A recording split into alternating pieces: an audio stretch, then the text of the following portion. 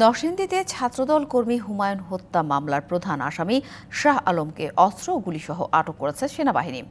সেনাবাহিনী জানায়, শাহ আলম সোমবার রাত ৮টার দিকে আসমানদের চর গ্রামের একটি বাড়িতে ঢুকে দরজা বন্ধ করে দেয়।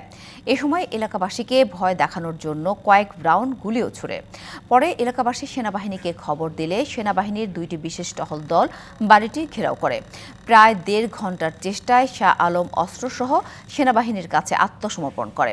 এ সময় শাহ আলমের কাছ থেকে একটি পিস্তল, একটি গুলি ও ছড়িয়ে ছিটিয়ে থাকা ৯ রাউন্ড গুলির খোসা জব্দ করা হয়। পরে রাতেই তাকে পুলিশের কাছে হস্তান্তর করে সেনাবাহিনী। তার বিরুদ্ধে নরসিংদী, নারায়ণগঞ্জ ও ঢাকার বিভিন্ন থানায় হত্যাসহ মোট ১৪টি মামলা রয়েছে বলে জানিয়েছে পুলিশ। গত ২২ ডিসেম্বর ব্যাডমিন্টন খেলা থেকে ডেকে নিয়ে ছাত্রদল কর্মী হুমায়ুনকে হত্যা করে দুর্বৃত্তরা। এই হত্যা মামলার প্রধান আসামি শাহ আলম।